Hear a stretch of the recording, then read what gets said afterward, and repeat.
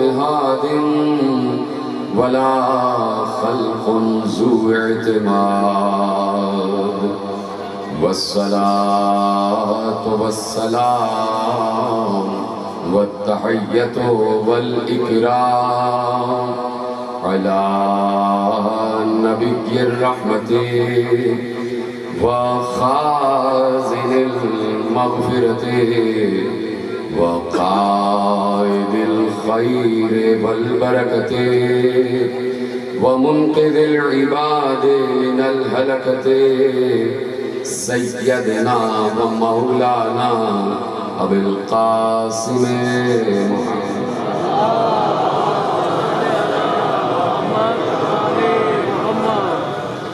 وأهل بيت الطيبين الطاهرين المعصومين المظلومين المنتخبين المنتجبين الذين أذهب الله عنهم الرجس وطهرهم تطهيرا.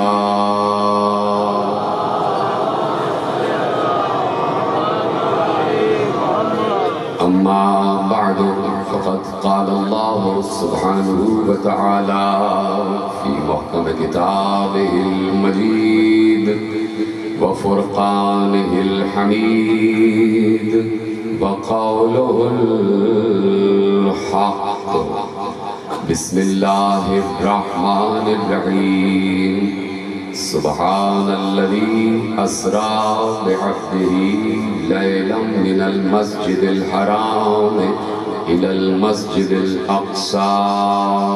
صلوات پر محمد و آل محمد.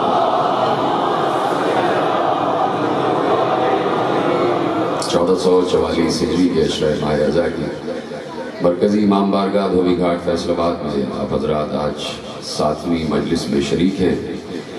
عنوان گفتگو ہے اختیارات بندگی. اور پروردگار عالم بندگی کو اور عبودیت کو بہت پسند کرتا ہے. وہ چاہتا ہے کہ یہ انسان اس کے بندے بن کے رہے, اس کے عبد بن کے رہے. اور جب جملہ آپ کے حوالے کرنے جا رہا ہوں, اور جب اللہ کا کوئی حقیقی بندہ بن جاتا ہے, ویسا بندہ جیسے اللہ چاہتا ہے, جب وہ اصل اور حقیقی عبد کی منزل پر آ جاتا ہے, تو پھر اللہ ایسے عبد کو زمین پر رہنے نہیں دیتا, بلکہ راتوں رات معراج پر بلا لیتا ہے.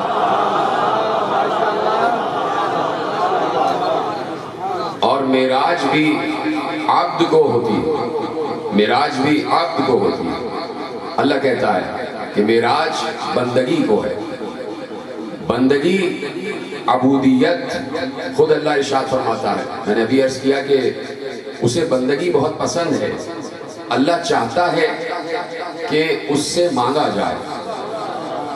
سلامت رہی, اس جملے کو محفوظ کرنا تھا. اللہ چاہتا ہے کہ اس سے مانگا جائے, اس کے دربار میں ہر وقت حاضر رہا جائے. اور اسی لیے اس نے کہا ادعونی استجب لکم, تم مجھ سے مانگو میں تمہیں عطا کروں گا. میں بیٹھا ہوا ہوں انتظار میں, کوئی ہے مجھ سے مانگنے والا, کوئی ہے مجھ سے دعا کرنے والا. ادعونی استجب لکم, ادعونی استجب لکم, مجھ سے دعا مانگو میں تمہاری دعاؤں کا جواب دیتا ہوں.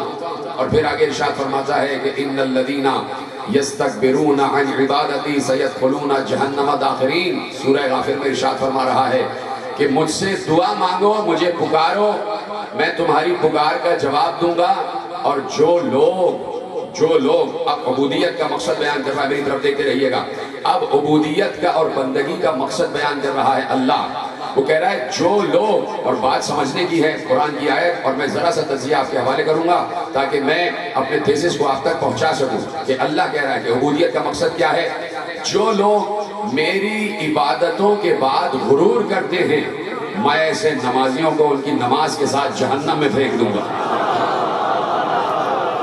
سلامت رہیں آپ نے جملے محفوظ کیے, میں شکر گزار ہوں آپ کا. ان الذین یستکبرون عن عبادتی سیدخلون جہنم داخرین. جس نے بھی میری عبادت پر غرور کیا, میں اسے جہنم میں پھینک دوں گا۔ آپ سوچیں، عبادت تو جنت کے لیے ہوتی ہے، عبادت تو جنت کے لیے ہو رہی ہے، اور اللہ کہہ رہا ہے کہ میں عبادت کرنے والے مغرورین کو، متکبرین کو جہنم میں بھیج دوں گا۔ یعنی عبادت ہوتی ہے خضوع و خشوع کے لیے، عبادت ہوتی ہے عاجزی کے لیے، عبادت ہوتی ہے انکساری کے لیے۔ اگر کوئی نماز پڑھنے کے بعد باہر آ کر غرور کر رہا ہے تو گویا اس نے نماز پڑھی ہی نہیں۔ بہت آسانی سن رہے ہیں آپ جملے، تقریر شروع ہو چکی ہے۔ اگر کوئی عبادت کرنے کے بعد غرور کر رہا ہے اور باہر آ کر کسی بے نمازی کو دھتکار رہا ہے کہ تو نماز نہیں پڑھتا، تو میرے قریب سے ہٹ جا، تو میرے پاس بیٹھنے کے قابل ہی نہیں ہے، یہ تکبرانہ انداز ہے، اور تکبر اللہ کو پسند نہیں ہے، اس لیے کہ تکبر اس کی صفت ہے۔ اگر کوئی ملا تکبر کر رہا ہے تو علی کو تو بعد میں کہنا، تو اللہ کے قریب پہنچ کے اللہ میں شامل ہونے کی کوشش کر رہا ہے۔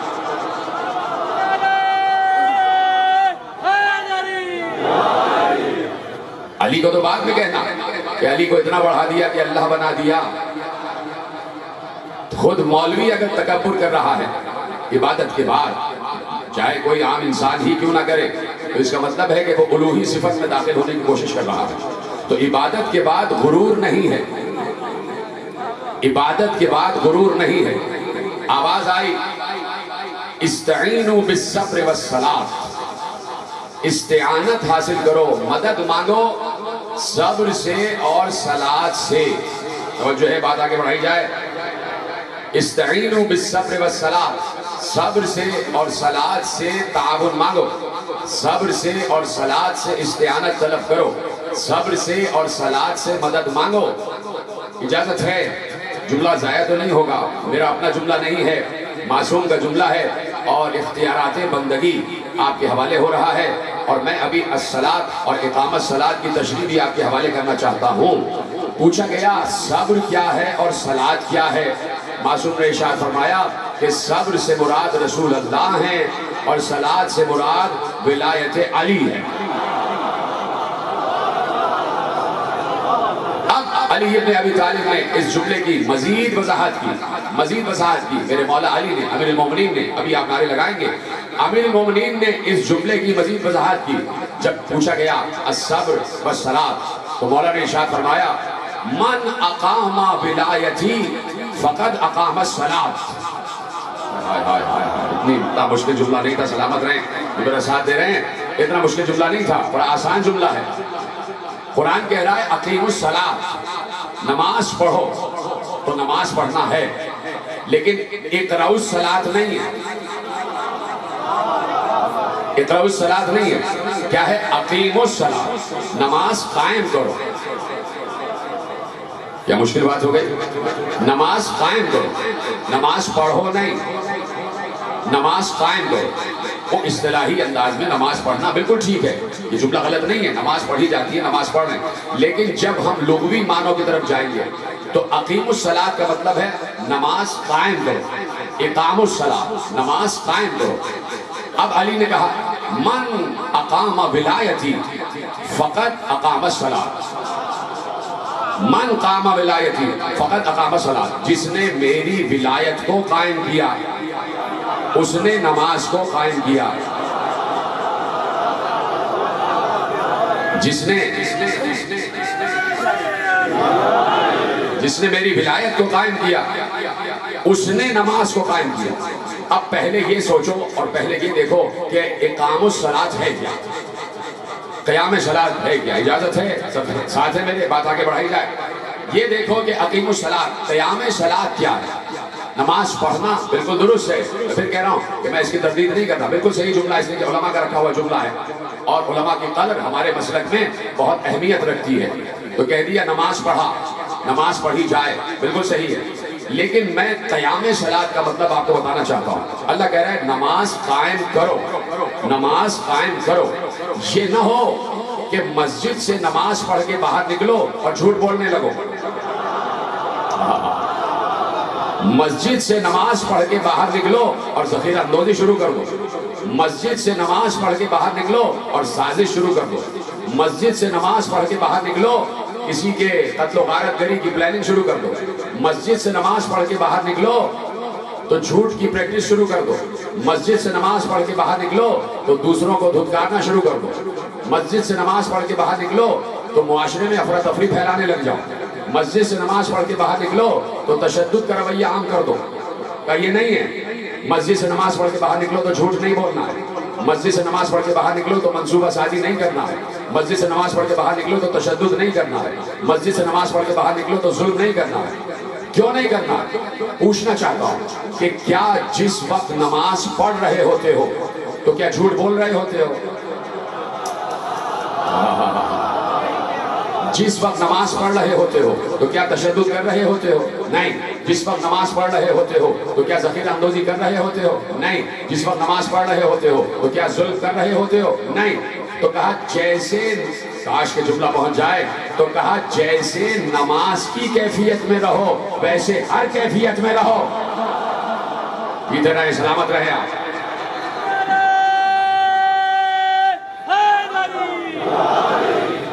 جس وقت جیسے نماز پڑھتے میں رہتے ہو ویسے ہر وقت رہو.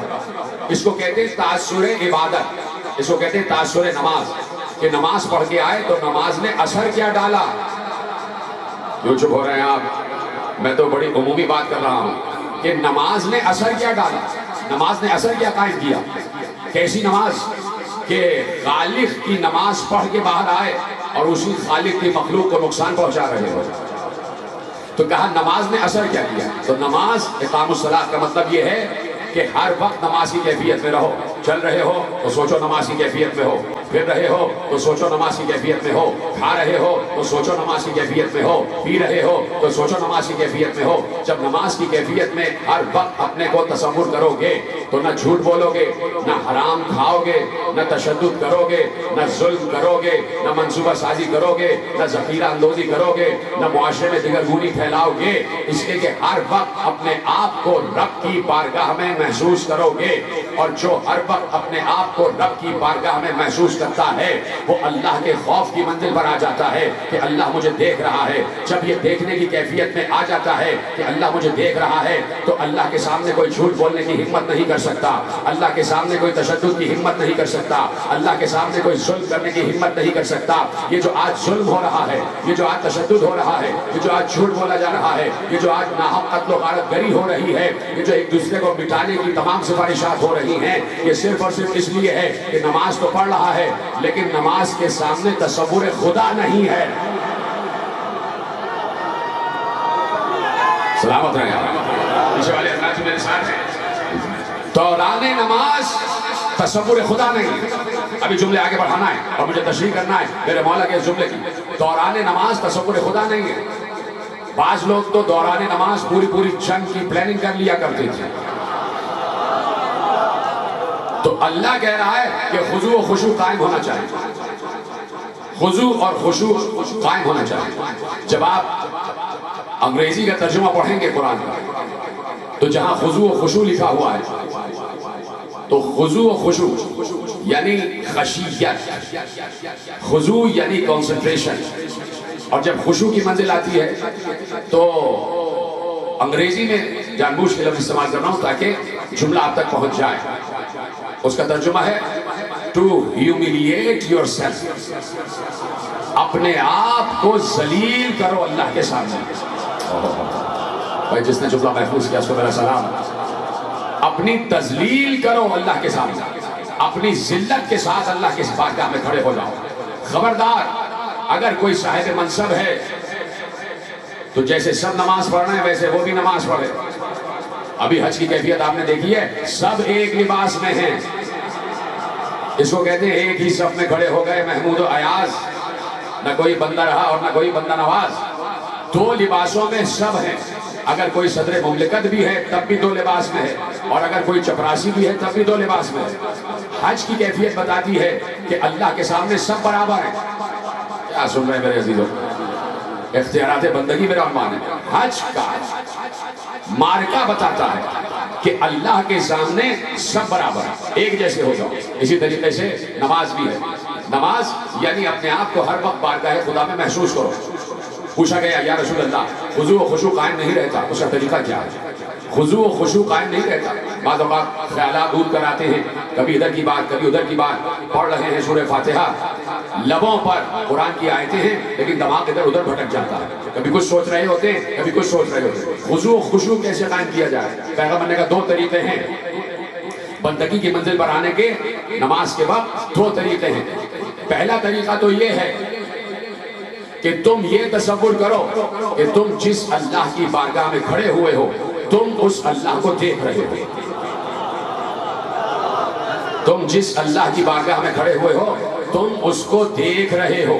لیکن رسول کو یہ معلوم تھا رسول ہے رسول رحیم، رسول ہے رسول رؤوف، رسول ہے رسول شفیق۔ پتہ ہے کہ امت کا ہر فرد یہ تصور کر ہی نہیں سکتا کہ وہ اللہ کو دیکھ رہا ہے۔ امت کا جملہ پہنچا نہیں شاید، پیغمبر نے کیا کہا کہ امت کا ہر فرد یہ تصور کر ہی نہیں سکتا کہ وہ اللہ کو دیکھ رہا ہے۔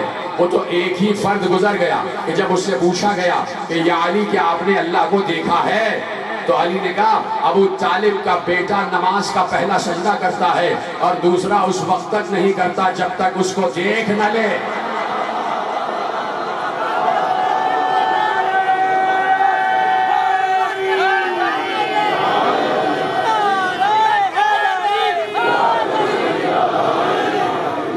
میں ایسے رب کی عبادت ہی نہیں کرتا جس کو دیکھتا نہ ہوں۔ حیران ہو گیا سائل یا علی وہ تو نظر ہی نہیں آتا، وہ تو دکھائی ہی نہیں دیتا، پھر یہ کیا تصور ہے کہ میں ایسے رب کی عبادت ہی نہیں کرتا جسے میں دیکھتا نہ ہوں؟ تو فوراً علی نے تشریح کی، کہا ان آنکھوں سے نہیں دکھائی دیتا، دل میں معرفت کی آنکھ پیدا کرو وہ دکھائی دے گا۔ جیتے رہے سلامت رہے، دل میں معرفت کی آنکھ پیدا کرو وہ دکھائی دے گا۔ تو رسول کو معلوم تھا کہ صرف ایک بندہ ہے میرے علاوہ، مجھ سے ہٹ کے صرف ایک بندہ ہے، یا تو میں اس منزل پر ہوں یا علی اس منزل پر ہے۔ تو ہر کوئی نہیں دیکھ سکتا، ہر کوئی تصور نہیں کر سکتا کہ میں اللہ کو دیکھ رہا ہوں۔ فوراً رسول رحمت کی رحمت جاگی، فوراً رسول رؤوف کی رحمت جاگی اور امت پر کرم نوازی فرمائی۔ کہا سنو اگر یہ تصور نہ ہو سکے کہ تم اسے دیکھ رہے ہو تو یہ تو یقین کرو کہ وہ تو تمہیں دیکھ رہا ہے۔ سلامت رہیں۔ آج میں آپ کو دعائیں دے رہا ہوں جیسے آپ یہ خیالات سن رہے ہیں۔ بعض اوقات یہ گفتگو خشک گفتگو تصور کی جاتی ہے لیکن اختیارات بندگی میرا موضوع ہے۔ تو کہا کہ نماز کی کیفیت میں رہو۔ اقام الصلاۃ کیا ہے؟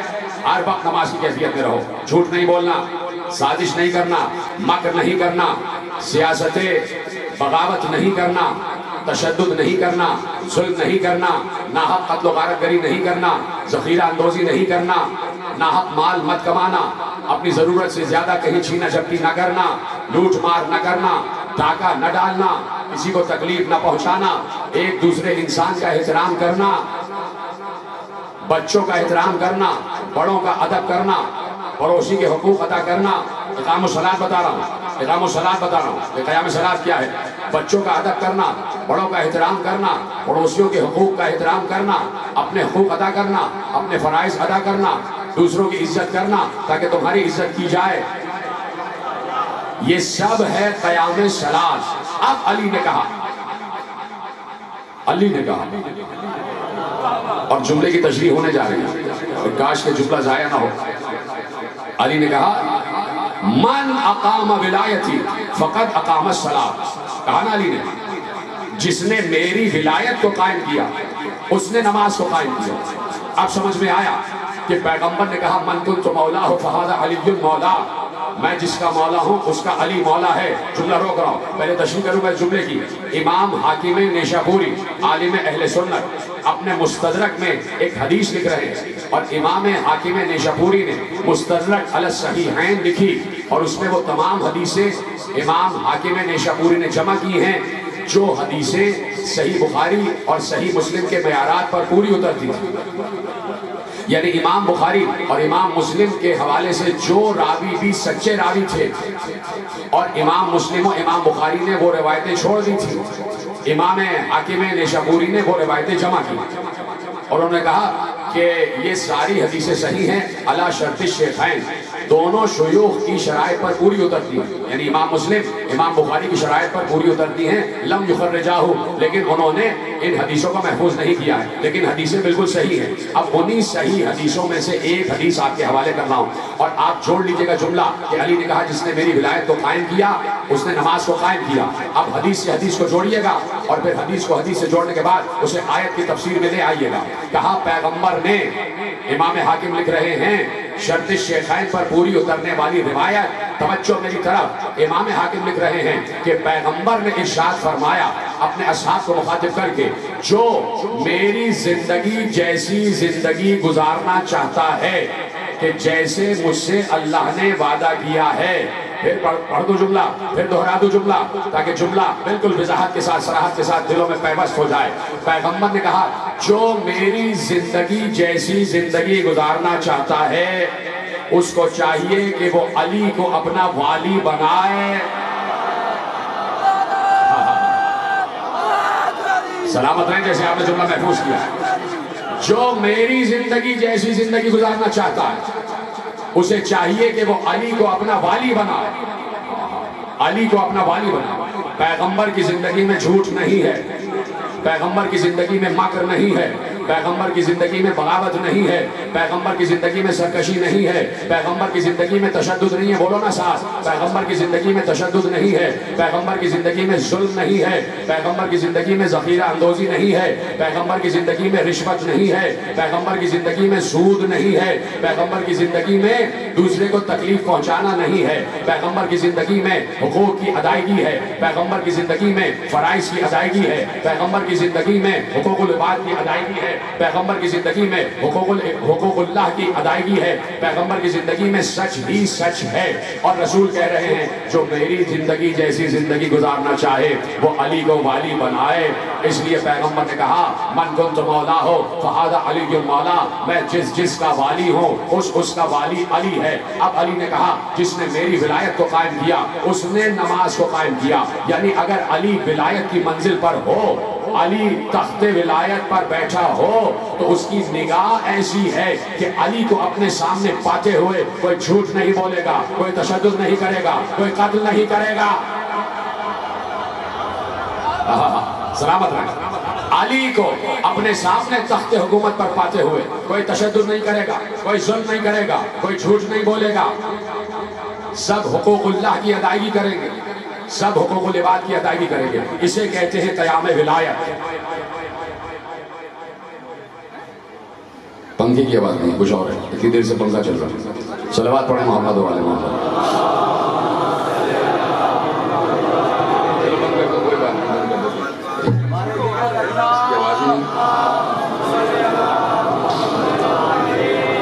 آپ کیوں پریشان ہو جاتے ہیں؟ تو یہاں کے معاملات ہیں، آپ میرے ساتھ ہی رہیے، اس لیے کہ جب میں موضوع اختیار کرتا ہوں تو چاہتا ہوں موضوع کے ایک ایک جز پر بات کی جائے، ایک ایک گوشے پر بات کی جائے، اسی کو موضوع کہتے ہیں۔ یہ تو نام لوں موضوع کا اور بات کروں غیر موضوع، تو موضوع کا حق تو ادا نہیں ہوتا، تو ہے میرے ساتھ سب کے سب بیٹھے ہوئے ہیں، تو اس کو کہتے ہیں قیام ولایت۔ اور ولی ہوتا ہے اللہ کا حجت، اور ولی اپنے دور کا سب سے بڑا بندہ ہوتا ہے۔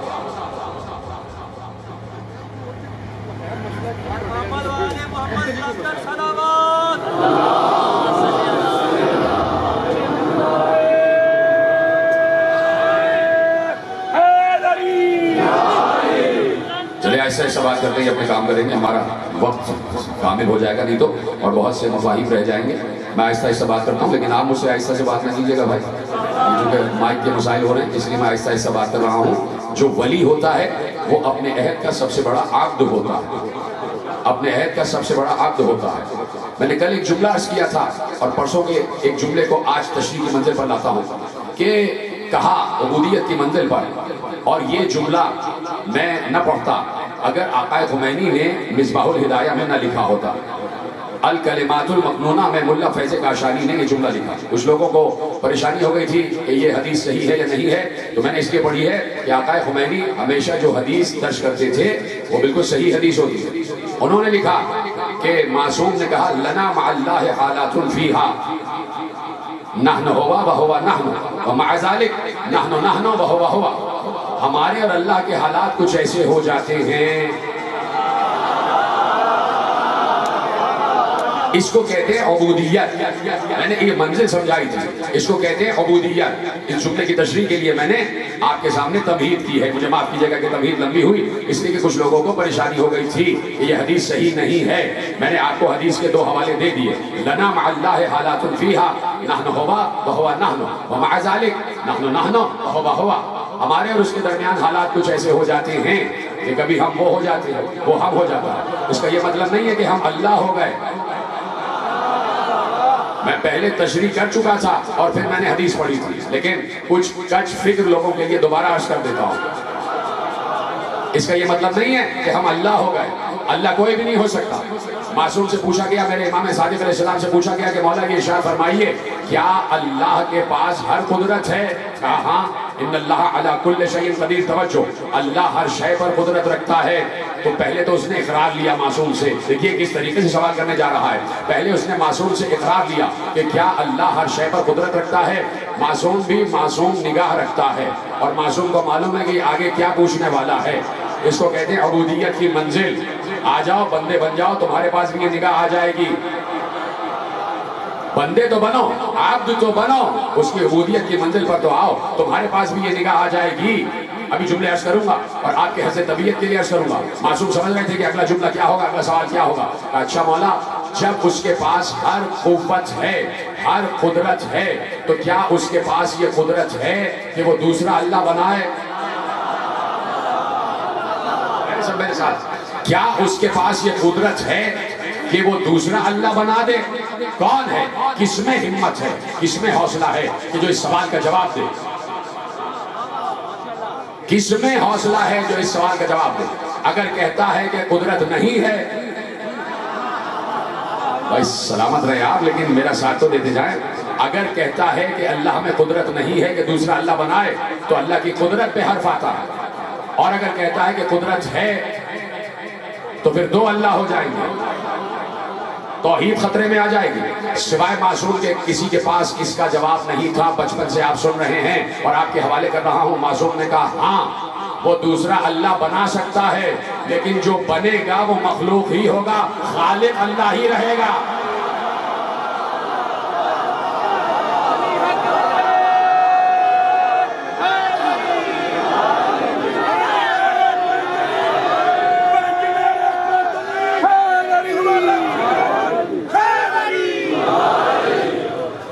جو بنے گا وہ مخلوق ہوگا، خالق بہرطور اللہ رہے گا.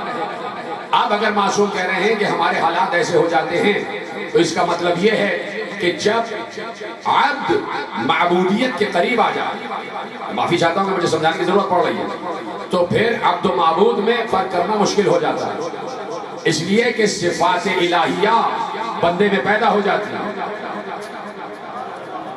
اچھا ذرا سی ایک مثال دے دیں، آپ کی سنی ہوئی مثال ہے. میں بڑے دعوے سے کہہ رہا ہوں، ایک بندے نے مثال سنی تھی. دعوے سے کہہ رہا ہوں، سب نے، جتنے افراد یہاں ہزاروں کی تعداد میں بیٹھے، سب نے مثال سنی تھی. اور مثال کیا ہے؟ آگ اور لوہے والی مثال. سب نے، میرا آپ نے دل ہی توڑ دیا. میں تو آپ کی مدح کر رہا تھا کہ سب نے مثال سنی تھی. آگ اور لوہے والی مثال سنی ہے کہ بھائی لوہا وہ دور رکھا ہے بالکل مجمع کے آخر میں، اور آگ یہاں جل رہی ہے. دور ہے لوہا، ابھی 1 کلومیٹر دور لوہا رکھا ہوا ہے اور 1 کلومیٹر دور آگ جل رہی ہے. اتنی دوری پر آگ کا کوئی اثر لوہے پر نہیں ہوگا. اتنی دوری سے آگ کا کوئی اثر لوہے پر نہیں ہوگا. لوہا قریب آنا شروع ہوگا، آگ کا اثر ہونا شروع ہو جائے گا. لوہا اور قریب آئے گا، آگ کا اثر ہونا شروع ہو جائے گا. لوہا اور قریب آئے گا، آگ کا اثر ہونا شروع ہو جائے گا. اور قریب آئے گا، اب لوہا گرم ہونا شروع ہو جائے گا. اور قریب آئے گا، مزید گرم ہونا شروع ہو جائے گا. اور قریب آئے گا، بہت زیادہ گرم ہونا شروع ہو جائے گا. آگ کے بالکل قریب آ گیا، اس کی حرارت پگھلنے کی شکل میں آ جائے گی. اور وہی لوہا جب آگ میں ڈال دیا جائے گا تو پگھل کے بالکل آگ کا ہی حصہ بن جائے گا. کوئی نیا آدمی آئے تو اس کو پتہ ہی نہیں چلے گا کہ اس میں لوہا بھی شامل ہے یا نہیں. سلامت رہیں. میں نے کہا تھا نا کہ اتنی مشہور مثال ہے، جب لوہا آگ کا حصہ بن جائے گا تو آگ ہی لگے گا. تو میں نے کہا تھا کہ علی نے اپنے کو فنا فی ذات اللہ کر لیا. موجود ہے، ہم شاہد ہیں، وہ رازق ہے، ہم مرزوق ہیں. بات پہنچ رہی ہے؟ اس کو کہتے ہیں عبودیت، کہ جب بالکل قرب کی منزل پر آ جائے. پتہ نہیں جملہ پڑھوں یا نہ پڑھوں. میں نے کیا کہا تھا کہ ابھی یہ تشریح کی منزل پر لاؤں. یہ جملہ کہا تھا کہ عبودیت کی منزل پر آ جاؤ، تم بندے بن جاؤ، تم اس کی اطاعت کا پتہ کرو، تمہیں بھی اللہ اختیار دے دے گا، تم بھی قرب خدا کی منزل پر آ جاؤ. چونکہ تم نہیں کر پا رہے تو جو کر چکے ہیں ان پر اعتراض کر رہے ہیں. سلامت رہیں. چونکہ آپ نہیں کر پا رہے تو جو ایسا کر چکے ہیں ان پر اعتراض کر رہے ہو. میں سوچ رہا ہوں پڑھوں یا نہ پڑھوں، معلوم نہیں پڑھوں یا نہ پڑھوں، لیکن چونکہ کتاب میں لکھا ہوا ہے. یہ غزل ہے شہباز قلندر کی جو میں پڑھنے جا رہا ہوں. غزل میں شہباز نے کہا. شہباز ایک بندہ ہے نا بھائی، کوئی معصوم تو نہیں ہے، کوئی وہ والا ولی تو نہیں ہے جو ولایت تکوینی کا حامل تھا، کوئی نبی تو نہیں ہے، کوئی امام تو نہیں ہے، کوئی وسیع تو نہیں ہے، کوئی رسول تو نہیں ہے. عام سا بندہ ہے شہباز قلندر، لیکن عبودیت کی منزل پر آیا، قیام صلاۃ کیا.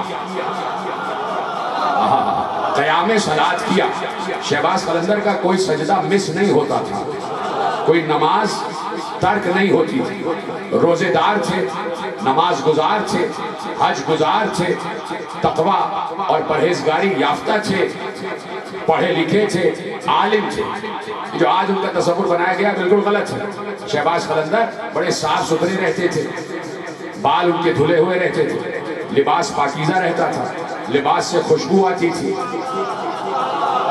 بات کرتے تھے تو بڑے ملائم لہجے میں بات کرتے تھے، بڑے لطیف لہجے میں بات کرتے تھے. لوگ اٹریکٹ ہوتے تھے، لوگ کشش کی منزل پر آتے تھے. پڑھا لکھا انسان تھا، تعلیم یافتہ انسان تھا. کئی کتابیں بھی لکھی جو اس دور کے مدرسوں میں پڑھائی جا رہی ہیں. یہ جو شاعری کے علم اوزان ہیں اس پر پوری کتاب شہباز قلندر کی تھی، ان کی زمانے میں لکھا ہوا ہے. اب وہ کتاب ناپید ہے، وہ ہم کیا کریں. لیکن بات میں لکھی ہوئی ہے کہ وہ بڑے پڑھے لکھے انسان تھے، کئی کتابوں کے مصنف تھے، نمازی تھے، روزے دار تھے، حج گزار تھے، زکوٰۃ دینے والے تھے، جہاد کرنے والے تھے، حقوق اللہ حقوق العباد کرنے والے تھے. ہاں یہ ہے کہ وہ نماز پڑھتے نہیں تھے، نماز کو قائم کیا ہوا تھا. صرف نماز پڑھتے نہیں تھے، نماز پڑھتے بھی تھے اور نماز کو قائم بھی کیا ہوا تھا. یعنی جھوٹ نہیں بولتے تھے، مکر نہیں کرتے تھے، سیاست نہیں کرتے تھے، دغا نہیں کرتے تھے، بے وفائی نہیں کرتے تھے، بغاوت نہیں کرتے تھے، سرکشی نہیں کرتے تھے، دغا نہیں کرتے تھے، ذخیرہ اندوزی نہیں کرتے تھے، تشدد نہیں کرتے تھے، ظلم نہیں کرتے تھے. پہنچ گئی بات. عبودیت کی اس منزل پر آ جاؤ تو پھر تم بھی وہ کہو گے جو شہباز نے کہا. کیا کہا؟ کہتا ہے شہباز لا مکانا،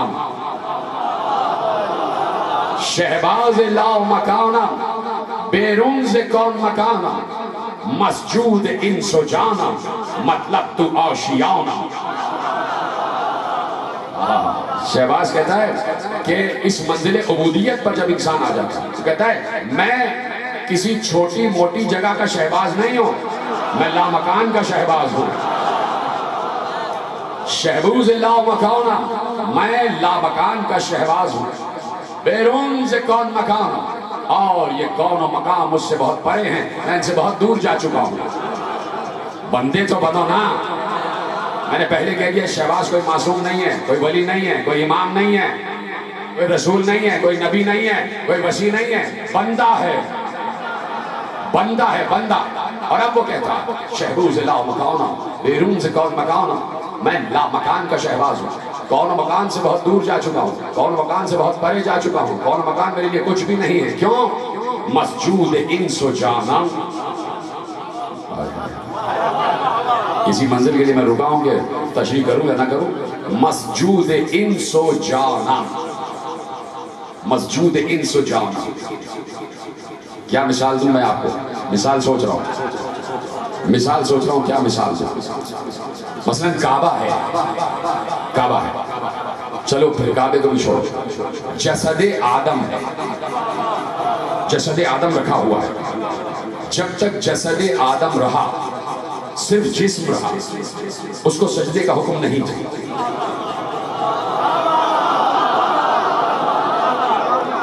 جب آدم میں روح خدا آ گئی، اللہ نے کہا جب میں اس میں اپنی روح پھونک دوں تو اسے سجدہ کرنا۔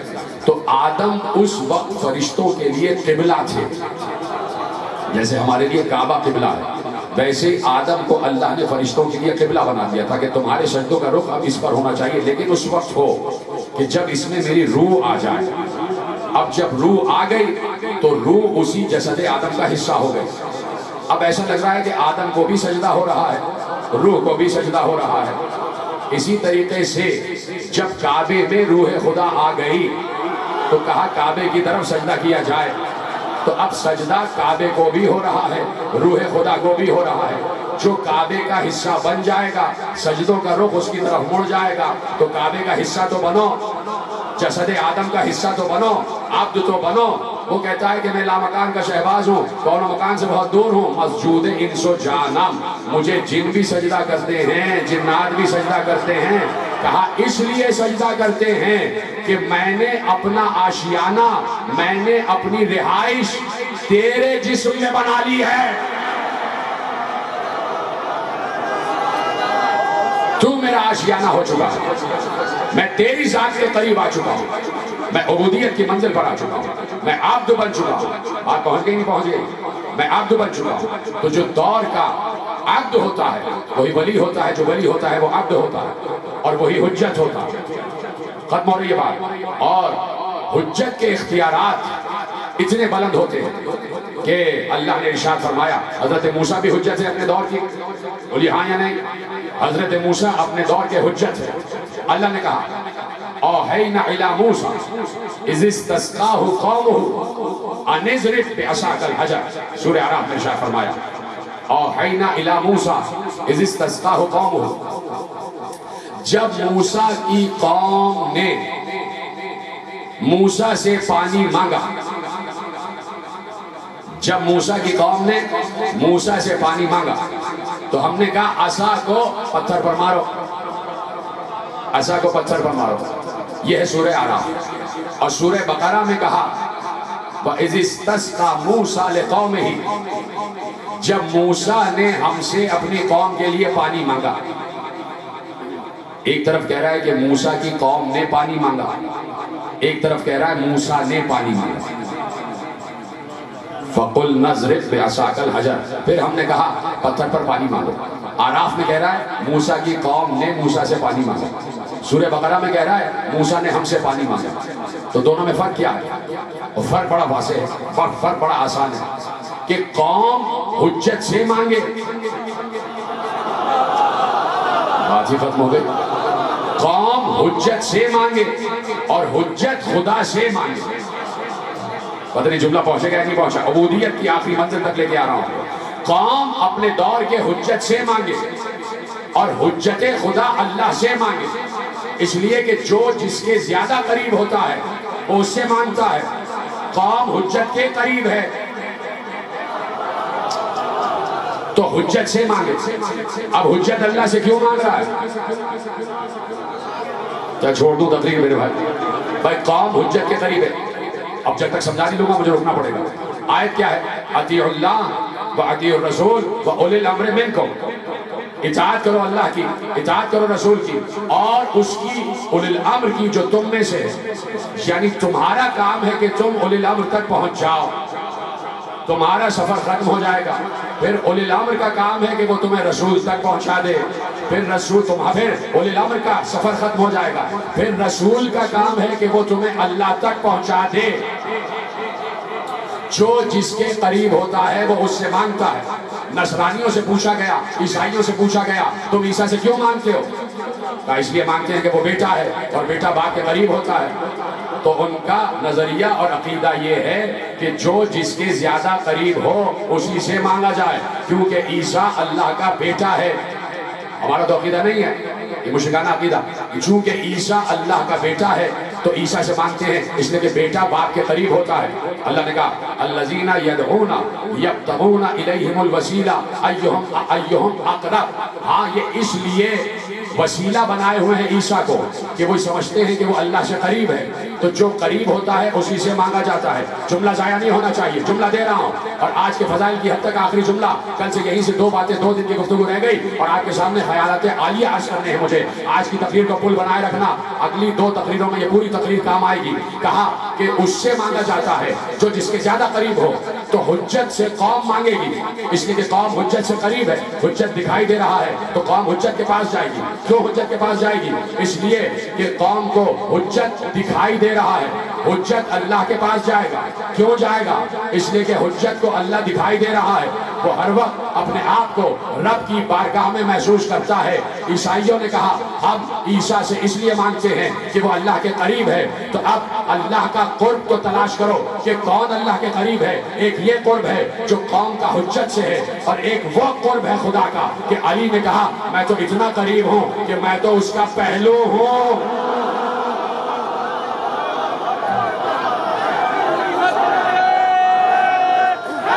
مل کے بولے سارے.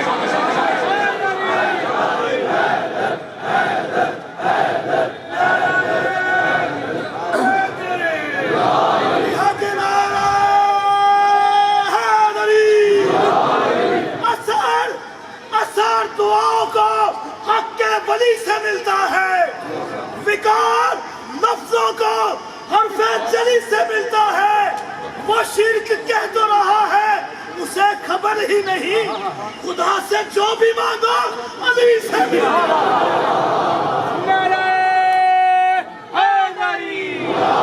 توجہ فرمائیے آپ نے, بہت کے جملے آپ کا کہ جو جس سے زیادہ قریب ہوتا ہے اسی سے مانگا جاتا ہے. تو علی کہہ رہے ہیں نحن جنب اللہ, ہم اللہ کا پہلو ہیں, ہم اللہ کا پہلو ہیں. میرا پہلو یہ ہے, یہ میرا پہلو ہے, آپ سب کا پہلو یہ ہے. یہ 2 پہلو ہیں آپ کے. آپ میں سے بہت سے لوگ ایسے بیٹھے ہوئے ہیں کہ جو باپ اور بیٹا بیٹھا ہے, باپ اور بیٹا برابر برابر بیٹھا ہے. بیٹا پہلو میں بیٹھا ہے, پہلو ہے نہیں. سلامت رہیں آپ, شاید جملہ پہنچ گیا.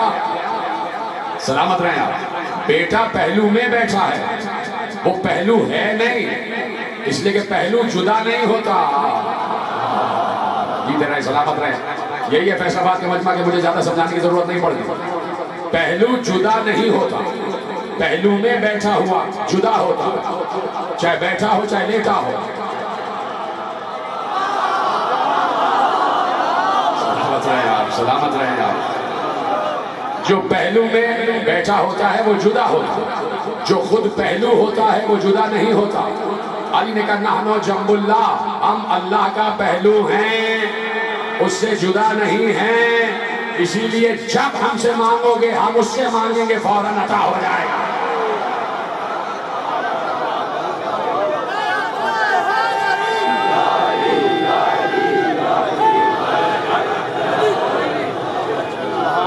سلامت رہیں, خدا آپ کو سلامت رکھے, آپ کو ہر نظر بد سے محفوظ فرمائے. جیسے آپ نے سنا اور فیصل آباد کی فضا اسی طرح سازگار رہے. شیعہ سنی بیٹھے میں سب کے سب ذکر علی سن رہے ہیں, سب کے سب ذکر اہل بیت سن رہے ہیں, سب کے سب ذکر حسین سن رہے ہیں. نحن جنب اللہ, ہم اللہ کا پہلو ہیں. اللہ کا پہلو اللہ سے جدا نہیں ہے, اللہ سے جدا نہیں ہے. اللہ کوئی جسم نہیں رکھتا کہ اس کا میری طرح کا پہلو ہو. اللہ ہماری طرح کا جسم نہیں رکھتا. اللہ تو نظر ہی نہیں آتا, اللہ تو دکھائی ہی نہیں دیتا. لیکن قرب خدا کی اس منزل پر آ جاؤ کہ جہاں خود اللہ اکبر کیا ہے. سبحان الذی اسری بعبدہ لیلا من المسجد الحرام الی المسجد الاقصی الذی بارکنا حولہ لنریہ من آیاتنا. بابرکت ہے وہ ذات جو لے گئی راتوں رات اپنے عبد کو. کیا آواز آئی تھی سدرۃ المنتہا کے بعد؟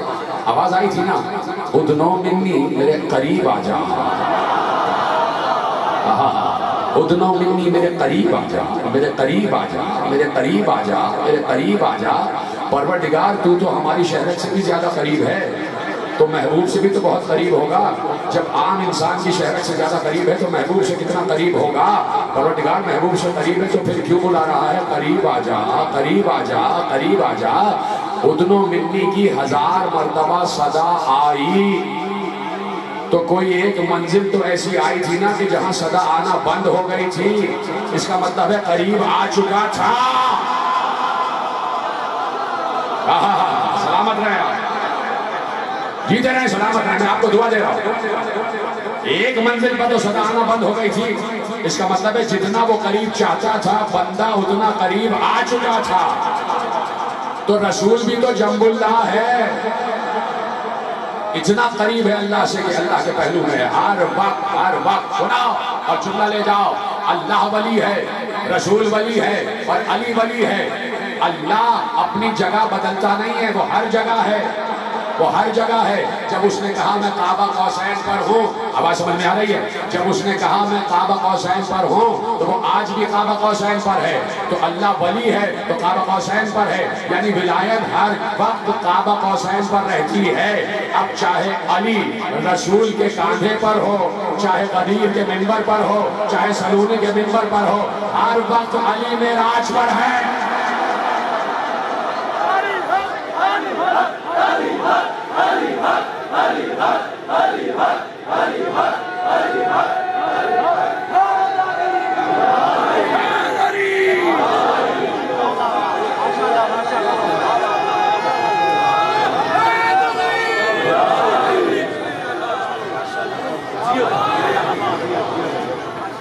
سلامت ہے، سلامت ہے۔ یعنی ولایت وہی رہے گی جہاں ولایت رہے گی۔ یہ درے جو محفوظ کیا، ولی وہی رہے گا جہاں ولی رہے گا، ولایت جدا نہیں ہوگی۔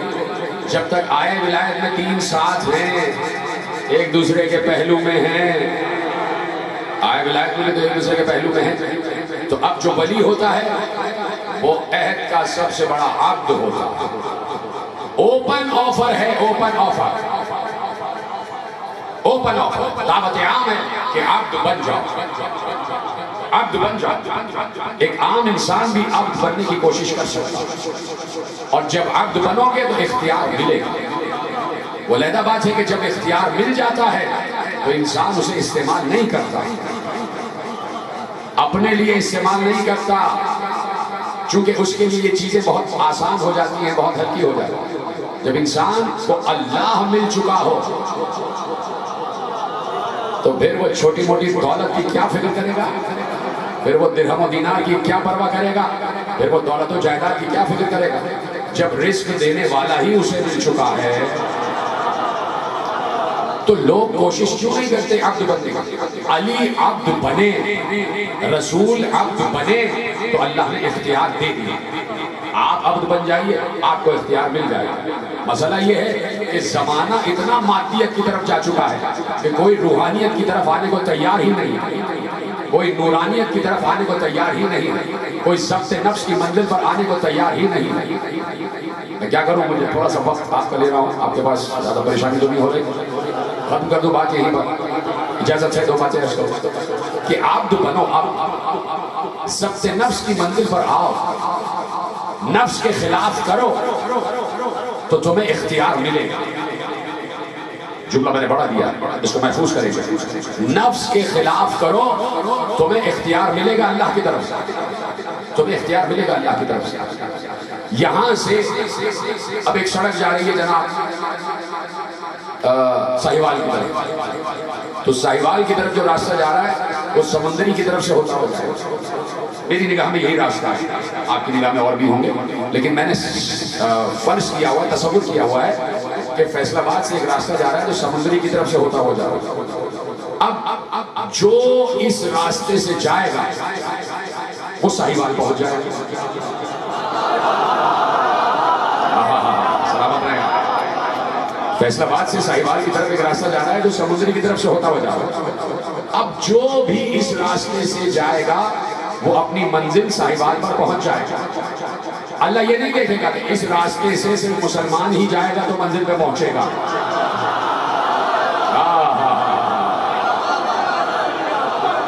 صرف یہ نہیں کہ مسلمان جائے گا تو وہ منزل پر پہنچے گا، جو اس راستے پہ چلا چاہے وہ ہندو ہو، چاہے وہ نصرانی ہو، چاہے وہ یہودی ہو، چاہے عیسائی ہو، چاہے بت پرست ہو، جو بھی یہ راستہ اختیار کرے گا وہ اپنی منزل پر پہنچ جائے گا۔ اللہ کہتا ہے ضبط نفس کرو گے اختیار ملے گا۔ میں یہ نہیں دیکھوں گا کہ ہندو ہو، عیسائی ہو، یہودی ہو، کون ہو، ضبط نفس کرو گے، نفس کے خلاف کرو گے، یہ راستہ اختیار کرو گے تو میں تمہیں اختیار دوں گا۔ علی بیٹھے ہوئے تھے، علی نے کہا سلونی سلونی قبل ان تفتدونی، میرا علم ایسا ہے کہ جو مشرقین و مغربین پر چھایا ہوا ہے، جو زمین سے آسمان تک کی خبریں رکھتا ہے۔ ایک یہودی کھڑا ہوا اور اس یہودی نے کہا کہ آپ کا اور میرا علم برابر ہے، آپ کا اور میرا علم برابر ہے۔ علی مسکرا دیے۔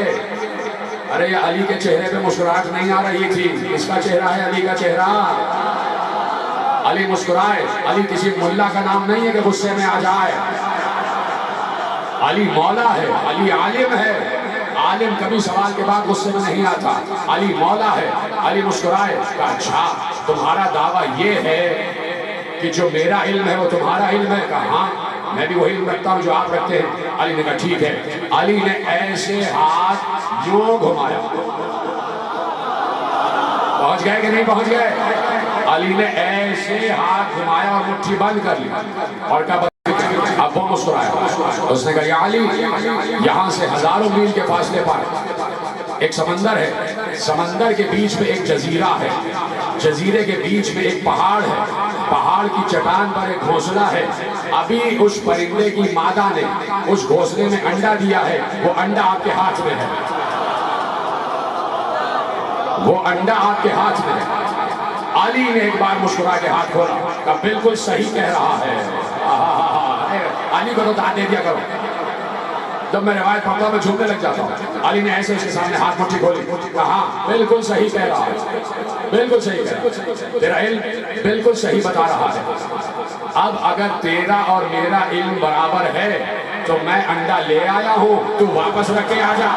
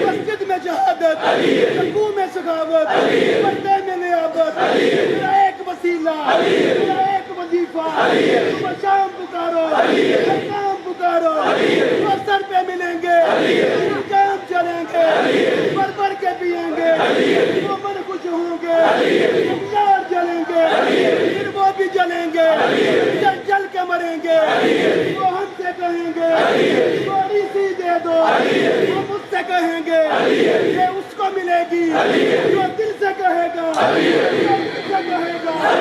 جو دل سے کہے گا، حق نعرہ بہت مختصر ہے، بس اور یہ بات سلامت رہیں آپ۔ کہا کہ اچھا میرا اور تیرا علم برابر ہے تو میں جو انڈا لے آیا ہوں تو واپس رکھ کے آ جا۔ وہ بھی ایماندار تھا، گردن جھکا کے کہتا ہے اب میرا یہ علم نہیں ہے، میں واپس نہیں رکھ سکتا، میں واپس نہیں رکھ سکتا۔ علی نے کہا کہ بہرحال جو کچھ بھی تو نے بتایا بالکل صحیح بتایا، یہ علم بھی کسی کے پاس نہیں ہے کہ علی کسی چیز کو چھپا کے لے آئے اور کوئی اس تک پہنچ جائے۔ یہ بتا یہ علم تیرے پاس آیا کہاں سے، یہ علم تجھے ملا کہاں سے؟ عبودیت کی منزل ہے، یہ علم تجھے ملا کہاں سے؟ اس یہودی نے کہا یا علی، میں اپنے نفس کے خلاف کام کرتا ہوں، جو مجھ سے میرا نفس کہتا ہے میں اس کے خلاف کام کرتا ہوں، میں اشتہا کے خلاف جاتا ہوں، میں شہوت کے خلاف جاتا ہوں۔ میرا نفس کہتا ہے دائیں جاؤ، میں نفس کی بات نہیں مانتا، میں اپنے نفس پر غالب آ چکا ہوں۔ کیا وہ کلمہ پڑھ رہا تھا؟ بھائی یہودی تھا، مشرک تھا اور ظالم تھا، اس لیے کہ ان الشرک لظلم عظیم، شرک سب سے بڑا ظلم ہے۔ اتنا بڑا ظالم جو شرک کر رہا ہے، اللہ نے جب اس کو ضبط نفس کے بعد ملنے والے اختیارات سے نہیں روکا تو کلمہ گو جب پڑھے گا تو کیا اس کو اختیار نہیں ملے گا؟ میں یہی تو کہہ رہا ہوں کہ اعتراض کیوں ہے کہ جب محمد و علی کی فضیلت بیان کی جاتی ہے تو اعتراض کس بات کا ہے؟ بھائی یہ جو کچھ بھی محمد و علی کو ملا ہے یہ ان کی عبودیت کے نتیجے میں ملا ہے، یہ ان کے ضبط نفس کے نتیجے میں ملا ہے۔ ان کی عصمت اپنی جگہ، ان کی عصمت اپنی جگہ، ان کی ولایت اپنی جگہ۔ عصمت و ولایت کے یہ مرتبے نہیں ہیں جو تمہیں سنائے جاتے ہیں، یہ تو بندگی کے مرتبے ہیں۔ محمد و علی کے اصل فضائل تو تم تک اب تک پہنچے ہی نہیں، جس تک پہنچے تھے وہ خاموش رہا، اس کا نام ہے سلمان، وہ خاموش رہا۔ ابھی محمد و علی کے اصل فضائل تو پہنچے نہیں۔ محمد و علی نے جو عبودیت کی ہے اس عبودیت کے نتیجے میں اللہ نے جو ان کو اختیار دیا ہے، اختیار دیا، وہ اختیار استعمال ہوا ہے۔ میں کیا کروں کہ میرے پاس وقت کامل ہو رہا ہے اور مجھے آپ کی پرواہ ہے کہ آپ کو یقیناً بہت قیمتی اور بہت اہم ترین کاموں سے جانا ہوگا۔ علی نے سورج واپس پلٹایا، پلٹایا کہ نہیں پلٹایا؟ کل یہیں سے بات آگے بڑھائیں گے۔ علی نے سورج واپس پلٹایا۔ ایک اب یہ ہے عبودیت کی منزل، یہ ہے عبودیت کی منزل۔ ایک شاعر گزرا ابو المنصور مظفر واعظ، بغداد کا ایک شاعر ابو المنصور مظفر، وہ منبر پر بیٹھا ہوا، ختم ہو رہی ہے بات، میں معذرت چاہتا ہوں، آج میں نے وقت آپ کا زیادہ لے لیا ہے، میں یقیناً بڑا معذرت گزار ہوں، میں بڑا معافی گزار ہوں، لیکن بس چاہتا ہوں کہ مفاہیم کامل ہو آج کی حد تک۔ ابو المنصور مظفر منبر پر بیٹھا ہوا تھا، شاعر تھا، شاعر، اور شاعر کا طرز امتیاز یہ نہیں ہوتا کہ وہ مجازی محبوب کی شان میں غزل کرے۔ شاعر، اصل شاعر تو وہی ہوتا ہے جو اللہ کے محبوب کی شان میں غزل کرے۔ ابو المنصور مظفر منبر پر بیٹھے ہوئے علی کی فضیلت بیان کر رہے تھے، آل محمد کی فضیلت بیان کر رہے تھے۔ منبر پر بیٹھا ہوا جھوم رہا تھا، جھوم جھوم کر فضائل علی بیان کر رہا تھا، جھوم جھوم کر فضائل علی بیان کر رہا تھا۔ سورج مغرب کی طرف سفر کر رہا تھا، ابھی ڈوبا نہیں تھا، ابھی ڈوبا نہیں تھا۔ ایک بار بادل آئے اور اتنے گہرے بادل آئے کہ ان بادلوں نے سورج کو چھپا لیا، ان بادلوں نے سورج کو چھپا لیا، اندھیرا چھا گیا، اتنے گہرے بادل تھے، سورج چھپ گیا اور اندھیرا چھا گیا۔ ایسا لگ رہا تھا کہ سورج ڈوب گیا اور مغرب ہو گئے، ایسا لگ رہا تھا سورج ڈوب گیا اور مغرب ہو گئے، اس کو کہتے ہیں عبودیت۔ بالکل اندھیرا چھا گیا، معلوم ہو رہا تھا سورج ڈوب گیا اور مغرب ہو گئے۔ اس نے آسمان کی طرف دیکھا اور دیکھ کر کہا لا تغربی یا شمس حتی تنتہی مدحی لآل المصطفیٰ ولنجلہ، اے سورج اس وقت تک غروب نہ ہونا جب تک میں علی کی مدح کر رہا ہوں۔ سلامت رہے، اس وقت تک غروب نہ کرنا جب تک میں علی کی مدح کر رہا ہوں۔ اس نے یہ کہا تھا، یہ ہے اللہ، یہ ہے اللہ کا کرم، یہ ہے عبودیت کی منزل۔ اس نے یہ کہا تھا کہ یک بیک بادل چھٹے اور سورج نے دوبارہ دھوپ دینا شروع کر دیا۔ لگ رہا تھا کہ ڈوبا ہوا سورج واپس پلٹ آیا۔ تو تم آ جاؤ عبودیت کی منزل پر، اللہ فوراً تمہاری دعائیں قبول کرے گا، اللہ فوراً دعائیں قبول کرے گا۔ تو دیکھو کہ عبودیت کی منزل پر ہیں کون؟ انہی بندگان خدا کا تذکرہ اس فرش ادا پر ہو رہا ہے، اور جو ہے انہی بندگان خدا کا تذکرہ اس فرش ادا پر ہو رہا ہے۔ وہ بندگان خدا کہ جنہیں اللہ نے اختیارات سے نوازا ہے۔ حسین کے پاس سارے اختیارات ہیں، اس لیے کہ اللہ کا بندہ ہے حسین، اللہ کا بندہ ہے حسین۔ کہہ دیا تھا اللہ یا ایتھا النفس المطمئنہ ارجعی الی ربک راضیۃ مرضیہ فادخلی فی عبادی وادخلی جنتی، میرے بندوں میں داخل ہو جا، آجا میرے نفس مطمئن، میرے قریب آجا، میرے پاس آجا، میرے بندوں میں داخل ہو جا۔ حسین اپنے عہد کا عبد خدا تھا، حسین کے پاس عبودیت کے اختیارات تھے، حسین کو معلوم تھا کیا ہونے والا۔ حسین ولی بھی تھے، حسین معصوم امام بھی تھے۔ رسول اللہ نے بتا دیا تھا شب 28 رجب حسین کے خواب میں آ کے کہ کیا ہونے والا۔ حسین نے کہا نانا مجھے اپنے سارے وعدے یاد ہیں۔ ہائے کہا آپ نے یقین مانے، آپ نے ایک اجڑی ہوئی ماں کو خوش کیا ہے، آپ نے ایک دکھیاری اور بےکس ماں کو خوش کیا ہے۔ اب بس تیاری کریں کہ آپ کی آنکھیں بھیگ جائیں تاکہ اس مادر حسین کا رومال خالی نہ چلا جائے، وہ خشک رومال آنسوؤں سے تر ہو کے چلا جائے۔ کتنے دن جلدی جلدی گزر جاتے ہیں، معلوم ہی نہیں ہوتا۔ آج 7 محرم آ گئی، آج حسین کے بچوں پر پانی بند ہو گئے، آج فرات پر پہرے بٹھا دیے گئے۔ اب بچے پیاس پیاس پیاس، العطش العطش، جو پانی بس انداز تھا وہ بھی شام تک ختم ہو گیا۔ بچے پیاسے ہیں، بچے پیاسے ہیں، اور صرف بچوں میں محمد باقر ہی تھوڑی ہیں، بچوں میں صرف سکینہ ہی تھوڑی ہیں، بچوں میں علی اصغر بھی ہیں، 6 مہینے کا علی اصغر کر بیان کر چکا۔ سب بچے پیاسے ہیں، آل محمد بھی پیاسے ہیں، لیکن اس کے باوجود حسین جیسے عبد کا ساتھ دینے کے لیے تیار ہے کہ حسین عبد خدا ہے اور خدا کے لیے کام کر رہا ہے۔ حسین کربلا میں عبودیت کی منزل پر ہے، اور سب کو معلوم ہے، اسی لیے شب عاشور جتنے لوگ رہ گئے، جو بھی حسین کی نصرت کے لیے رہ گئے، جب حسین سے نصرت کا عہد کر لیا تو حسین نے ایک بار کہا آسمانوں کی طرف دیکھو۔ جب سب نے آسمان کو دیکھا، حسین نے اشارہ کیا، آسمان کے پردے ہٹے، کہا حبیب وہ تمہارا قصر ہے، زہیر وہ تمہارا محل ہے، مسلم ابن اوسجہ وہ تمہارا گھر ہے، سب کو جنت میں ان کے مقامات دکھا ہے۔ یہ ہے حسین جیسا عبد، اس کو کہتے ہیں اختیارات بندگی۔ یہ تو باہر والے تھے، گھر والوں کو کیا عطا ہوا ہے یہ گھر والے ہی جانتے ہیں، گھر والے ہی جانتے ہیں۔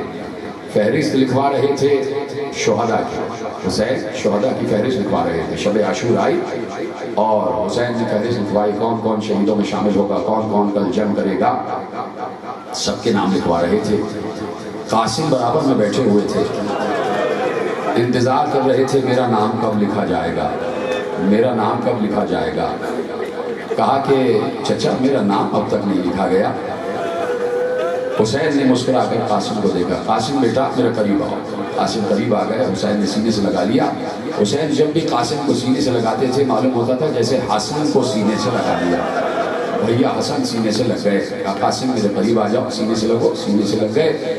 کہا بیٹا، منہ چوم کر کہا بیٹا تمہاری نظر میں موت ہے کیا، تمہاری نظر میں موت کا ذائقہ کیا ہے، سنیں گے؟ قاسم نے کہا چچا اگر آپ کی نصرت میں موت آ جائے تو میری نگاہ میں موت شہد سے زیادہ شیریں ہے، الموت احلی من العسل، ہاں شہد سے زیادہ شیریں ہے۔ قاسم نے بتایا کہ حجت خدا کی محبت میں اگر موت آ جائے تو موت میٹھی ہو جاتی ہے، موت کا ذائقہ شیریں ہو جاتا ہے۔ ایک بار کہا قاسم صرف تمہارا ہی نام نہیں بلکہ علی اصغر کا نام بھی ہے، شہداء میں علی اصغر کا نام بھی ہے۔ قاسم نے گھبرا کے چچا کے چہرے کو دیکھا، قاسم کی آنکھیں کھل گئی، کہا چچا کیا فوج اشقیہ خیموں تک آ جائے گی؟ غصے میں آ گئے، جلال میں آ گئے قاسم۔ یہ ہے جلال حسنی، یہ ہے جلال مجتبی جو قاسم کے چہرے سے عیاں ہو رہا تھا۔ چچا کیا فوج اشقیہ خیموں تک آ جائے گی؟ اس لیے کہ علی اصغر تو خیموں میں رہیں گے۔ حسین نے چیخ کر اور رو کر کہا نہیں فوج خیموں تک نہیں آئے گی قاسم، میں علی اصغر کو لے کر جاؤں گا، میں علی اصغر کو لے کر جاؤں گا، اور تیر سہشوبہ سے علی اصغر زخمی ہو جائے گا۔ یہ ہے قاسم۔ قاسم اپنی ماں کا بڑا ارمانوں بھرا بیٹا تھا، ماں نے اتنا حسین ہے نا، حسن مشتبہ کا بیٹا ہے قاسم، لکھا یہ ہے اتنے حسین تھے، اتنے حسین تھے، اتنے نازک جلد تھی، خدا کے لیے جملہ رو کر محفوظ کرنا، لکھا ہوا ہے قاسم کے صحافے میں، اتنی نازک جلد تھی جناب قاسم کی کہ جب پانی پیتے تھے تو گلے سے اترتا ہوا نظر آتا تھا، اتنے حسین تھے قاسم، حسن مشتبہ کے حسن کا مرقع تھے قاسم، اتنے حسین۔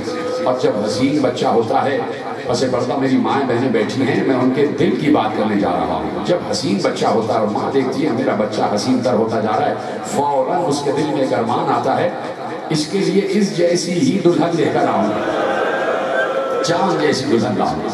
پھر جناب ام فروا روز نیا کرتا بناتی تھی، نئے کپڑے بنا کے پہنا کے دیکھتی تھی، قاسم اس لباس میں کیسے لگے گا۔ کیا دھیریا کر رہے ہیں آپ، میں دیکھ رہا ہوں کہ آپ انہی باتوں پر رو رہے ہیں۔ یہی مجھے فخر ہے، جب مجھے جیسے اتنے ادنا ذاکر کو فخر ہو سکتا ہے تو مادر حسین بھی تو فخر کر رہی ہوں گی کہ میرے بیٹے پر، میرے لال پر رونے والے کیسے رو رہے ہیں۔ انہوں نے کربلا دیکھی نہیں ہے، یہ کربلا سن کے رو رہے ہیں۔ اگر انہوں نے دیکھا ہوتا تو یہ اپنے آپ کو پیٹ ڈال چکے ہوتے، اپنی جانوں کو ختم کر چکے ہوتے۔ یہ آپ کا حادثہ ہے کہ بی بی زہرا آپ کو دعائیں دے رہی ہوتی ہیں۔ قاسم کو روز نیا کرتا پہناتی تھی، صرف یہ دیکھتی تھی کہ اس کپڑے میں میرا لال کیسا لگے گا، اس کرتے میں میرا لال کیسا لگے گا۔ چل پڑا قافلہ، چل پڑا قافلہ۔ قاسم 4 برس کے تھے، 4 برس کے، جس وقت حسن مشتبہ کے جنازے میں تیر لگے ہیں۔ ایک 4 برس کے بچے کے لیے حساس جملہ ہے، سمجھ جانا کیا کہہ رہا ہوں۔ ایک 4 برس کے بچے کے لیے باپ کا لاشا دیکھنا بڑی کڑی منزل ہے، اور وہ بھی اس عالم میں کہ باپ کے لاشے پر تیر لگے ہوئے ہوں۔ اس منزل سے 2 ہی بچے گزرے ہیں، ایک 4 برس کا قاسم ہے کہ جس نے باپ کے لاشے پر تیر دیکھے ہیں، اور ایک 4 برس کی سکینہ ہے کہ جس نے تیروں پر بابا کا لاشا دیکھا ہے، جس نے تیروں پر بابا کا لاشا دیکھا ہے۔ یہ ہے اس گھرانے کا مقصوم، یہ ہے اس گھرانے کی بچوں کی قسمت کہ قاسم نے دیکھا میرے بابا کا جنازہ گھر میں واپس آ گیا ہے۔ کیا گزری ہوگی اس 4 برس کے بچے پر، یہ بچہ ہی جانتا ہے کہ جب دیکھا ہوگا کہ بابا جب گئے تھے تو بابا کا کفن سفید تھا، جب بابا کا لاشا واپس آیا ہے تو کفن سرخ ہو چکا تھا، تو پہلے تو تیر ہی نکالنا تھے نا، اس کے بعد کفن تبدیل ہوا ہوگا نا، تو تیر نکالے ہیں۔ جب جنازہ صحن میں لا کے رکھا گیا ہے حسن مشتبہ کا، تو حسین نے آنکھوں پہ ہاتھ رکھ کر رو رہے تھے، آواز دی عباس، زینب قریب آ جاؤ، میری مدد کرو تاکہ جنازے سے تیر نکالو، جنازے سے تیر نکالو۔ حسین تیر نکال رہے تھے، 70 تیر جنازہ حسن میں پیوست تھے، 70 تیر حسن مشتبہ کے جسم میں پیوست تھے۔ کوئی تیر حسین نکال رہے تھے، کوئی تیر عباس نکال رہے تھے، زینب بھی آگے بڑھی، بھیا مجھے بھی خدمت کا موقع چاہیے۔ کوئی تیر زینب نکال رہی تھی۔ جب بچہ گھر کے بڑوں کو کوئی کام کرتا دیکھتا ہے تو چاہتا ہے اس کام میں شامل ہو جائے۔ ارے کیا سن رہے ہو؟ قاسم نے دیکھا میرے بابا کے جنازے سے میرے بزرگ تیر نکال رہے ہیں، بچہ آہستہ آہستہ آگے بڑھا، اس نے ایک تیر پر ہاتھ رکھا۔ حسین نے دیکھا بے اختیار آگے بڑھے، قاسم کو سینے سے لگایا، قاسم ابھی تیرا چچا زندہ ہے، قاسم ابھی تیرا چچا زندہ ہے۔ قاسم کے سر پر ہاتھ رکھا، قاسم کے رخسار کو چوما، قاسم اپنے کو یتیم نہ سمجھنا، قاسم میں تیرا باپ ہوں۔ قاسم آغوش حسین میں پرورش پا رہے تھے، ماں روز نیا کرتا بنا کے بدلواتی تھی تاکہ دیکھے یہ کرتا قاسم پر کیسے لگ رہا ہے، یہ امامہ قاسم پر کیسے لگ رہا ہے، یہ ابا قاسم پر کیسے لگ رہی ہے۔ جب قافلہ 28 رجب کو چلا ہے، ماں نے سارے لباس ساتھ رکھ لیے، جتنے لباس تھے قاسم کے ماں نے ساتھ رکھ لیے۔ 6 مہینے کا سفر ہے اور قاسم لباس تبدیل کر رہے ہیں۔ ماں کہتی ہے قاسم آج یہ کرتا پہن لینا، آج یہ کرتا پہن لینا۔ اتنے حسین قاسم۔ ختم ہو گئی گفتگو، آ گیا عاشور کا دن۔ ہاں اس جملے پہ ہائے کرنا بنتا تھا، ضروری تھا جو آپ نے ہائے کیا ہے۔ آ گیا عاشور کا دن، آ گیا قربانیوں کا دن، آ گیا شہادتوں کا دن، آ گیا عبد خدا کی معراج کا دن۔ حسین قربانیاں پیش کر رہے تھے، انصار چلے گئے، حسین انصار کے لاشیں اٹھا کر لا رہے تھے۔ اتنا ارمانوں بھرا قاسم، اس کے باوجود جس ماں نے 14 برس قاسم کے ارمانوں میں زندگی گزاری ہے کہ میں اسے دولہا بنا کے دیکھوں گی، لیکن یہ ہے عبد خدا کی محبت، یہ ہے جنب اللہ کی محبت کہ وہ ارمان سارے ام فروا نے ایک طرف رکھ لیے، ایک طرف رکھ دیے، اور اب کہا قاسم بیٹے تم کب جاؤ گے؟ کیا سنا آپ نے؟ بیٹے تم کب جاؤ گے؟ تم میدان کو کب جاؤ گے؟ تمہاری شہادت کب ہوگی؟ تمہارا لاشا کب آئے گا؟ سوچو، ایک ماں کہہ رہی ہے اپنے حسین بچے سے کہ تمہارا لاشا کب آئے گا؟ قاسم نے کہا اماں یہ تو آپ بعد میں پوچھ رہی ہیں، کیا آپ یہ سمجھتی ہیں کہ میں نے پوچھا نہ ہوگا؟ میں بار بار چچا کے پاس جاتا ہوں اور بار بار چچا منع کر دیتے ہیں، بار بار چچا منع کر دیتے ہیں۔ کہا آخری بار کوشش کرو، جاؤ قاسم جاؤ۔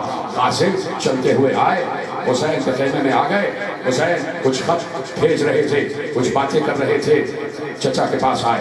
چچا نے قاسم کی خوشبو سونگھی، گردن اٹھا کے دیکھا، کہا آؤ قاسم میرے سینے سے لگ جاؤ۔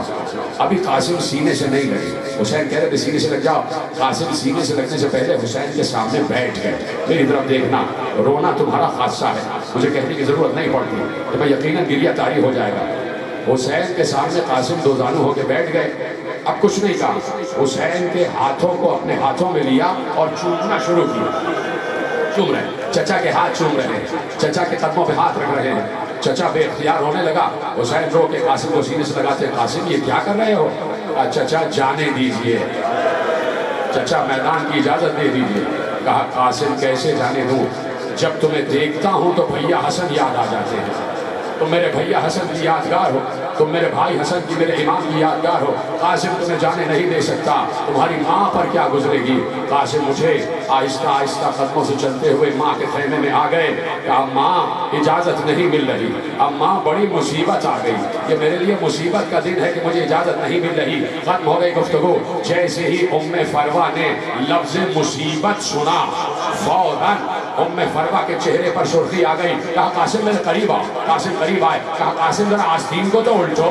قاسم نے آستین الٹی، قاسم کے بازو پر ایک تعویذ بندھا ہوا تھا۔ کہا قاسم اس تعویذ کو کھولو، اس لیے کہ یہ تعویذ تمہارے بابا نے وقت شہادت لکھا تھا اور کہا تھا ام فروہ جب زندگی میں کڑی مصیبت آ جائے، ماتا جب زندگی میں کڑی مصیبت آ جائے تو یہ تعویذ کھول لینا، اس میں مصیبت کا حل موجود ہوگا۔ لاؤ قاسم تعویذ لاؤ۔ تعویذ کھولا گیا۔ اب جو تعویذ کو کھولا اس میں ایک تحریر لکھی ہوئی تھی۔ ام فروہ نے تحریر پڑھی، کہا قاسم مل گئی اجازت، قاسم مل گئی اجازت، آؤ قاسم میرے ساتھ چلو۔ ایک ہاتھ میں آئی، جیسے ہی بھاوج کو دیکھا، جیسے ہی بھابھی کو دیکھا، حسین احترام میں کھڑے ہو گئے کہ حسن مصطفیٰ کی زوجہ ہے۔ کہا بھابھی کیوں آئی ہے؟ بھابھی کس لیے آئی ہے؟ حکم فرمائے۔ کہا آپ امام وقت ہیں، میں کیا حکم دوں؟ حکم آپ کا چلے گا، میں کچھ کہنا نہیں چاہتی، یہ تحریر پڑھ لیجئے، اس تحریر کو آپ پہچانتے ہوں گے۔ اے امام وقت، حسین نے تحریر لی، تحریر کو دیکھا، سمجھ گئے میرے بھائی کی لکھائی ہے۔ پہلے ماتھے پہ رکھا، آنکھوں سے لگایا، دہن سے چوما، اب جو تحریر کو پڑھا حسین چیخ مار کے روئے، اس لیے کہ لکھا ہوا تھا یہ خط ہے امام وقت حسن ابن علی کا، اپنے دور کے امام حسین کے نام۔ اے حسین جب قربانیوں کا وقت آئے تو قاسم کو میری طرف سے ماتا جب قربانیوں کا وقت آئے تو قاسم کو میری طرف سے قربان کر دینا۔ حسین چیخ مار کے روئے اور کہا قاسم کیا سفارش لے آئے، کیا سفارش لے آئے؟ مولا مجھے قوت دے تاکہ میں آخری جملہ پڑھنے کے قابل ہو سکوں۔ ابھی قاسم کی شبی برآمد ہوگی، ابھی مہدی برآمد ہوگی۔ یہ ایک ماں کا ارمان ہے، یہ ایک ماں کا ارمان ہے۔ عراق میں آج تک قاسم کی مرکز پر جہاں قاسم کا خیمہ گاہ ہے وہاں عورتیں مہندی کے چھاپے لگاتی ہیں، جس کی دو شملے ادھر ادھر چھوڑ دی، کہا قاسم کو دولہا بنا دیا ہے، یہ قاسم کا صحرا ہے جو قاسم کے سر پر سجا دیا ہے۔ قاسم جانے لگے تو حسین نے کہا رک جاؤ قاسم، ایسے نہ جانا۔ حسین آگے بڑھے، بیویاں یہ منظر دیکھ رہی تھی۔ حسین نے اپنا ہاتھ بڑھایا، قاسم کا گریبان چاک کر دیا، قاسم کا گریبان چاک کر دیا۔ زینب نے رو کر پوچھا بھیا گریبان کیوں چاک کیا ہے؟ کہا زینب چاک گریبانی یتیمی کی نشانی ہوتی ہے، ہاں شاید کسی کو رحم آ جائے کہ یہ بچہ یتیم ہے، اجر کو منا جائے۔ ہاں کیا گریہ کر رہے خدا تمہیں کوئی غم نہ دے سوا غم حسین، شاید کسی کو رحم آ جائے۔ مولا مجھے قوت ہے، میرا کلیجہ پھٹ رہا ہے، میں اپنے کو روک رہا خدا کی قسم، شاید کسی کو رحم آ جائے کہ یہ بچہ یتیم ہے اور شاید کوئی اسے نہ مارے۔ قاسم کو تیار کیا، قاسم کو گھوڑے پہ بٹھایا، قاسم نے جھک کر سلام کیا، چچا اجازت ہے؟ چچا حسین اجازت ہے، چچا عباس اجازت ہے، دونوں چچاؤں سے اجازت لے کے حسن کا لال میدان میں در آیا اور شجاعت حسنی دکھائی ہے۔ قاسم جیسا 14 برس کا جوان ایسے جنگ کی ہے جیسے فاتح خیبر میں علی نے جنگ کی تھی، جیسے فاتح خیبر نے علی نے فتح خیبر میں جنگ کی تھی ویسے جنگ کی ہے۔ لیکن 3 دن کا بھوکا پیاسا یہ حسین قاسم کب تک جنگ کرتا؟ ایک بار قاسم جو جوتا پہنے ہوئے تھے اس جوتے کا تسمہ کھل گیا۔ یہ بچوں کی نفسیات ہوتی ہے کہ اگر جوتے کا تسمہ کھل جائے تو فوراً جھک کے تسمہ لگانے لگتے ہیں۔ قاسم بھی تو چھوٹا سا بچہ ہی تھا، رکاب میں پاؤں الجھا، جوتے کا تسمہ کھلا، قاسم جھکے تاکہ تسمے کو باندھیں۔ قاسم کا جھکنا قیامت ہو گیا۔ ایک بار کسی نے گرز مارا، قاسم کے سر پر لگا، قاسم گھوڑے سے نیچے آیا، قاسم نے آواز دی۔ راوی کہتا ہے رک جاؤ، ابھی نہیں۔ راوی کہتا ہے جو شہید بھی گر رہا تھا کوئی آواز دے رہا تھا السلام علیکہ یا ابا عبداللہ، کوئی کہہ رہا تھا السلام علیکہ یا ابتا، کوئی کہہ رہا تھا بابا سلام، کوئی کہہ رہا تھا چچا سلام، کوئی کہہ رہا تھا مولا سلام۔ کہا یہ عجیب بچہ تھا جو گھوڑے سے گرا تو اس نے کہا اماں، بیٹھے رہو اماں، جب تک میں نہیں کہوں گا زیادہ برآمد نہیں ہوگی۔ اماں میں گر گیا، اماں میں گر گیا۔ یہ آواز حسین کے کان میں پہنچی، یہ آواز عباس کے کان میں پہنچی۔ روایت میں لکھا حسین نے عباس کو دیکھا، عباس نے حسین کو دیکھا، دونوں بھائی سمجھ گئے اس لیے کہ حسن کی یادگار گرا ہے، حسن کی یادگار گرا ہے۔ ادھر سے حسین نے حملہ کیا، ادھر سے عباس نے حملہ کیا، فوجیں ادھر کی ادھر ہوئی، میمنے کی فوج میسرے پر، میسرے کی فوج میمنے پر، بیچ میں قاسم گھوڑوں کی لاش سے پامال ہوا۔ آواز آ رہی تھی چچا بچائیے، ماتا چچا بچائیے۔ عباس و حسین پہنچے، فوجوں کو بھگایا۔ اب جو حسین قاسم کے لاشے پر پہنچے، ایک بار حسین نے رو کر کہا قاسم مجھے معاف کر دینا، تو بلاتا رہا، میں نے آنے میں دیر کر دی۔ قاسم کا لاشا ٹکڑوں میں تقسیم ہو چکا تھا۔ حسین نے عبا اتاری، ٹکڑے اٹھانے لگے۔ حسین نے محسوس کیا کہ کوئی اور بھی ہے جو میری مدد کر رہا ہے۔ اب جو پیچھے مڑ کے دیکھا، ارے مادر حسین فاطمہ زہرا آواز دے رہی ہے اے حسین یہ ماں مدد کرنے آئی ہے۔ میں بھی ٹکڑے